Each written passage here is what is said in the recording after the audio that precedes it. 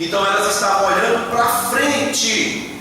Elas criam no coração de que Deus era fiel para cumprir sua palavra, e crendo nisso, essas pessoas eram justificadas pela fé somente. Sempre foi assim, não mudou. Isso que Paulo está trazendo não é algo novo.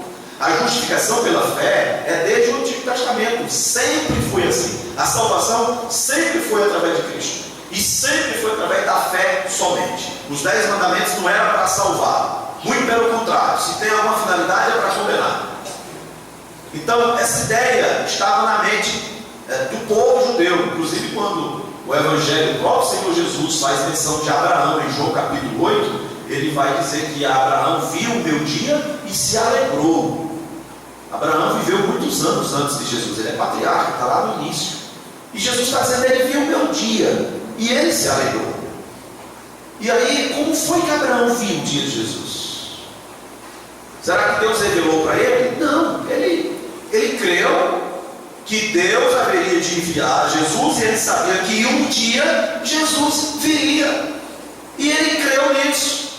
E aí quando Paulo escreve aos Gálatas, ele diz, Abraão creu em Deus e isto lhe foi imputado por justiça. Ou seja, ele foi justificado pela justiça de Jesus, pela fé somente, mesmo que Jesus ainda nem tivesse vindo. Abraão já estava salvo por meio de Cristo. Entende? Então o que Paulo está dizendo é isso. Olha, o Evangelho, ele foi prometido por Deus outrora, versículo 2, através dos profetas, nas Sagradas Escrituras. Agostinho disse que o Novo Testamento está oculto no Antigo, e o Antigo se revela no Novo. Eles se complementam. Se você abrir o Antigo Testamento, o Novo está lá dentro. E quando você chega no Novo Testamento, tem a revelação do Velho Testamento. É a continuação da história do amor de Deus por nós. Não são diferentes. Aliás, é um dos pontos que nos traz muita veracidade da palavra de Deus, porque você pega os 5 primeiros livros da Bíblia, que nós chamamos de Pentateuco, escritos por Moisés. Moisés não conhecia João, Moisés não conhecia Amós, não conhecia Davi, não conhecia Paulo, mas eles estão falando sobre o mesmo assunto, eles estão falando sobre o mesmo tema. O assunto ele é desenvolvido, existe uma continuidade. Isso mostra a superintendência do Espírito Santo sobre as Escrituras. Como fala lá em Pedro, que eles foram movidos pelo Espírito Santo. Eles foram homens santos, usados por Deus, iluminados, para que registrassem não qualquer algo da vontade humana, mas aquilo que era dado pelo Espírito Santo. A Bíblia é um livro fantástico, é um livro único. E o que o Paulo está dizendo aqui, o que eu estou trazendo, esse Evangelho, ele é o cumprimento da promessa de Deus. Verso 3, esse Evangelho, ele está ligado a uma pessoa, tem a ver com um relacionamento. Ele diz com respeito a seu filho, o qual, segundo a carne, veio da descendência de Davi. Por isso que quando você vê na Bíblia, falando que Jesus é filho de Davi, é isso que Paulo está dizendo, ele é da linhagem de Davi. Ele é Deus homem, ele veio segundo a carne. Deus o trouxe, ele se encarnou, ele se fez um de nós, e ele foi prometido, e Deus cumpriu sua promessa, e ele veio através de Davi. Deus cumpre o seu plano mantendo um descendente. Lembra? O descendente de Gênesis 3:15. E quando o povo começa a enfrentar guerras e começa a morrer e começa a fugir do plano de Deus, como por exemplo na terra prometida, mas Deus vai sempre mantendo um descendente. Durante toda a história, Deus vai sempre mantendo um que é fiel. Um monte de gente se rebela, um monte de gente vai embora, um monte de gente pega contra Deus, um monte de gente morre, mas Deus mantém um descendente fiel. Sempre, sempre foi assim. Então o Evangelho não é fraco, o Evangelho é forte. É o poder de Deus. Isso mostra para nós hoje que ainda quando muitos abandonam, Deus mantém sempre um descendente ali. Deus mantém sempre uma testemunha fiel. Deus deixa sempre uma semente ali guardada. Não tem como destruir a igreja. Deus vai sempre manter um grupo, Deus vai sempre manter alguém, Deus vai sempre levantar pessoas. O Evangelho nunca vai falhar. O plano de Deus nunca será frustrado, porque Ele é o grande Rei das nações, e Ele vai sempre manter um descendente. É a esse Deus a quem nós servimos. É É o Deus que nos garante a vitória. É o Deus que nos guarda. É o Deus que nos capacita. É o Deus que nos reveste do seu poder. E Paulo está dizendo: este evangelho fora prometido no Antigo Testamento, e agora, através do seu Filho, segundo a carne, ele vem até nós. Jesus era o Deus homem. Ele tinha que se fazer homem para se identificar com a raça humana e salvá-la. No verso 4, agora ele mostra a divindade de Jesus. Ele foi designado Filho de Deus com poder, segundo o Espírito de Santidade, pela ressurreição dos mortos, a saber, Jesus Cristo, nosso Senhor. A ideia aqui do que Paulo está nos apresentando, quando ele fala que Jesus é o Filho de Deus, ele está dizendo: Jesus é o Deus homem, é o Deus eterno, da mesma essência do Pai, e a ressurreição de Cristo atesta seu poder e sua divindade. Verso 3, Jesus é Deus homem. Verso 4, ele é da mesma essência do Pai, ele é Deus. Ele é da descendência de Davi, mas ele é Filho de Deus. E normalmente essa expressão no Novo Testamento, Filho de Deus, quer dizer que Jesus é da mesma essência do Pai. Não é simplesmente que ele é filho, é que ele é igual ao Pai. É a mesma essência, é a mesma substância, é a mesma componência, é o mesmo ser, nesse sentido, o único Deus. Então Jesus, ele é Deus. Paulo diz: ele é homem, ele é judeu, ele veio para o que era seu, mas ele é também Deus Todo-Poderoso. E isso ficou muito claro através da sua ressurreição. Mataram Jesus, mas ele venceu a morte. Mataram Jesus, mas ele ressuscitou. Isso aqui é o Evangelho. O que é a natureza do Evangelho? É uma mensagem de Deus, uma mensagem poderosa, uma mensagem que foi prometida e agora se cumpre. Essa mensagem está ligada a uma pessoa, e essa pessoa é Jesus. Em outras palavras, irmãos, para a gente entender, cristianismo não é simplesmente uma religião. Cristianismo não é simplesmente fazer parte de uma igreja. Ser um servo, ser um filho, ser um discípulo de Jesus Cristo é ter um relacionamento com uma pessoa. Se eu tivesse que resumir o Evangelho numa palavra, eu diria Deus. O Evangelho é Deus. O Evangelho é Jesus. Jesus é o Evangelho. A boa notícia de salvação é Jesus. O Evangelho é o poder de Deus, porque o Evangelho é Deus. É o meio de Deus para justificar o pecador perdido. O Evangelho é o poder de Deus para a nossa salvação. Isso é o Evangelho. É uma pessoa. É um relacionamento com alguém.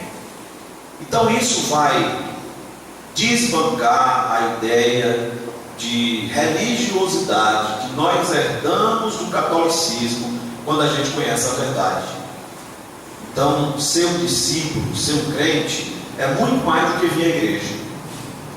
Ser parte do cristianismo é muito mais do que ter uma Bíblia ou fazer a minha oração, ou minha devoção, ou dar a minha oferta, ou prestar algum serviço do meu jeito. É diferente.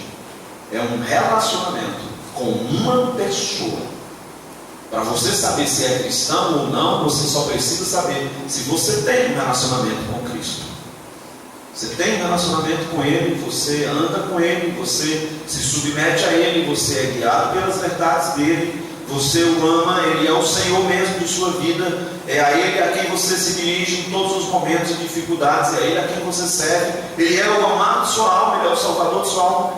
Você se relaciona com Jesus como? De que jeito?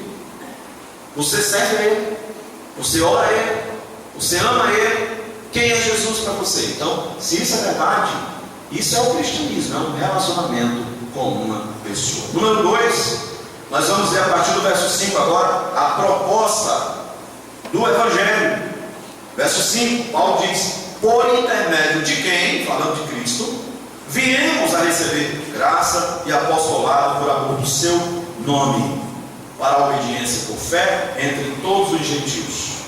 Primeiro, Paulo diz: eu recebi graça e apostolado.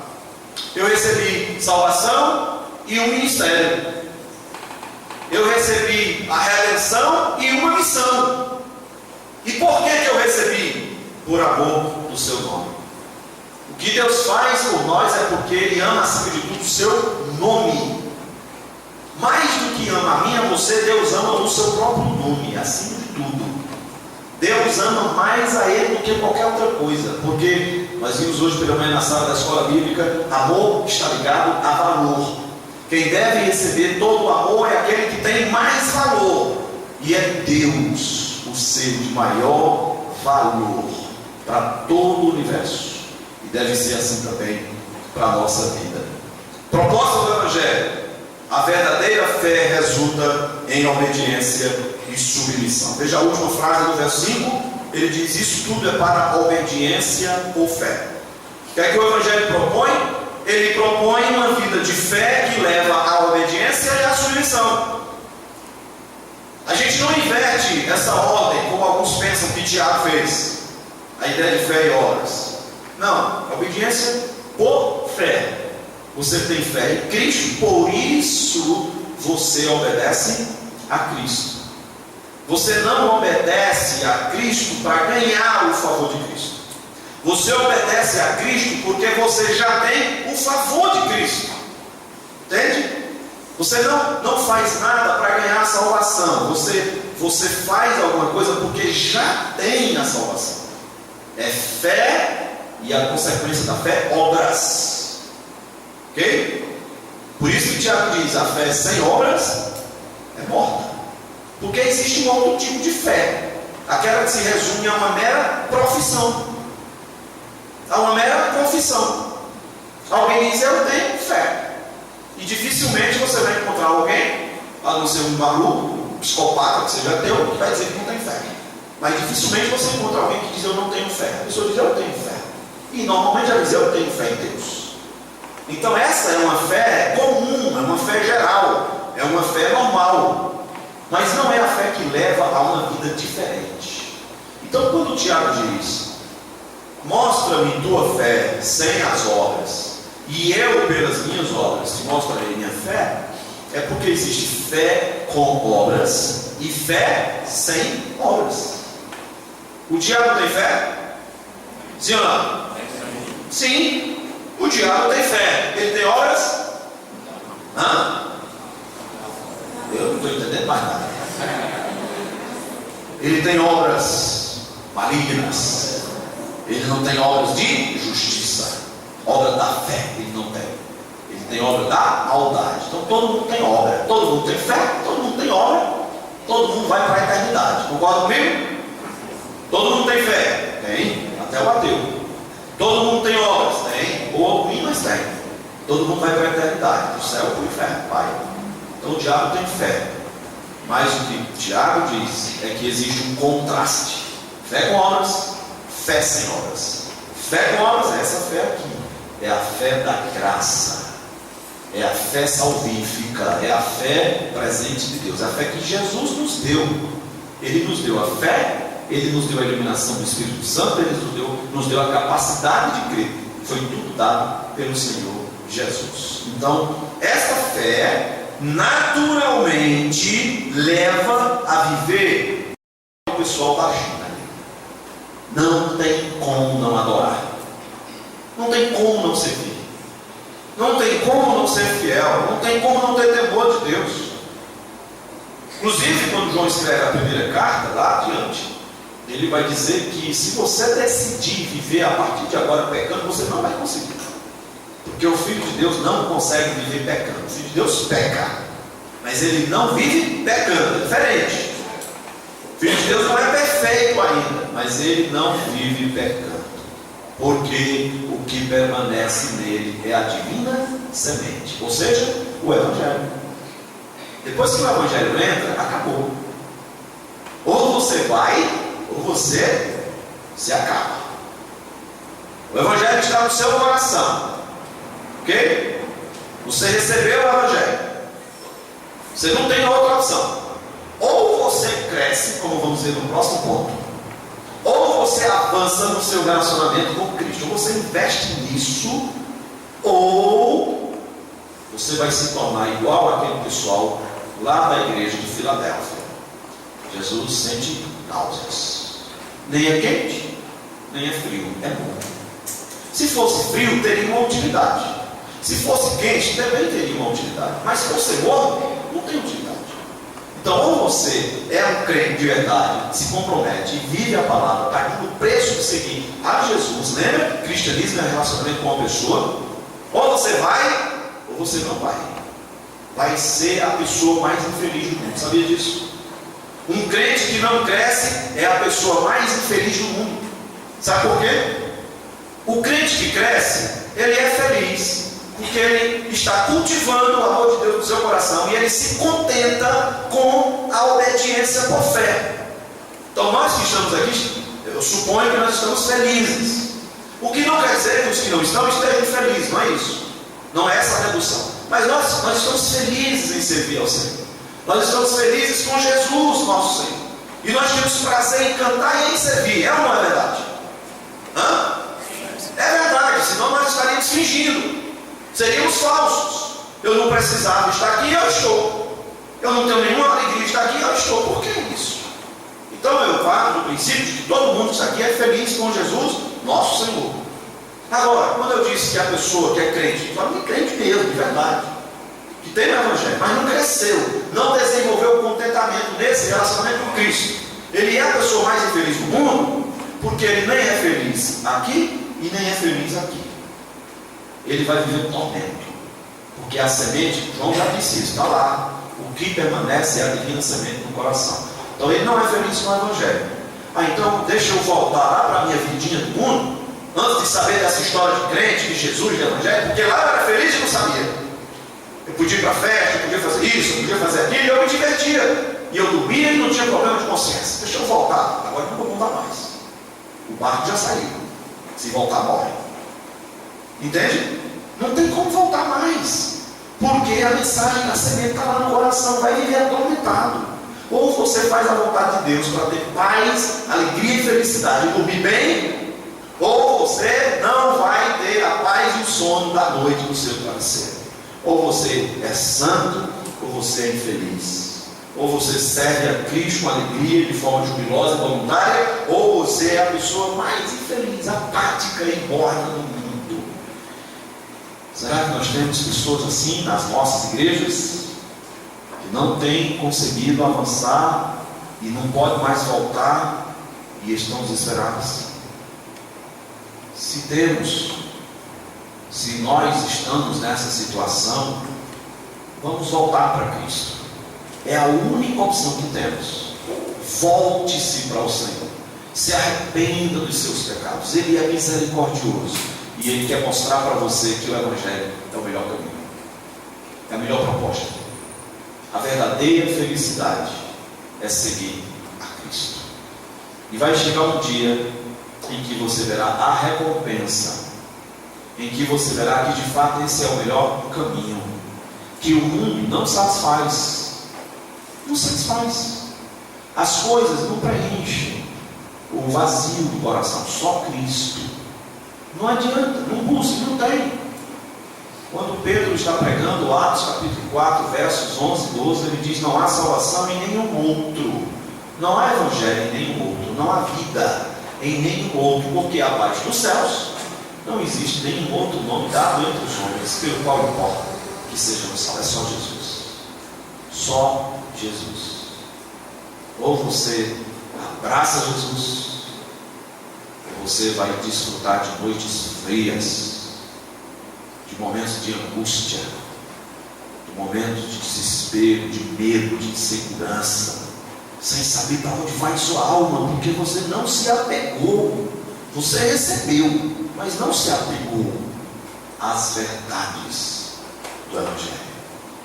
A restauração espiritual passa por isso, passa por esse compromisso. Então Paulo diz: a obediência leva à fé. Verso 6: de cujo número sois também vós, chamados para sedes de Jesus Cristo. Chamados para um novo estilo de vida em Cristo.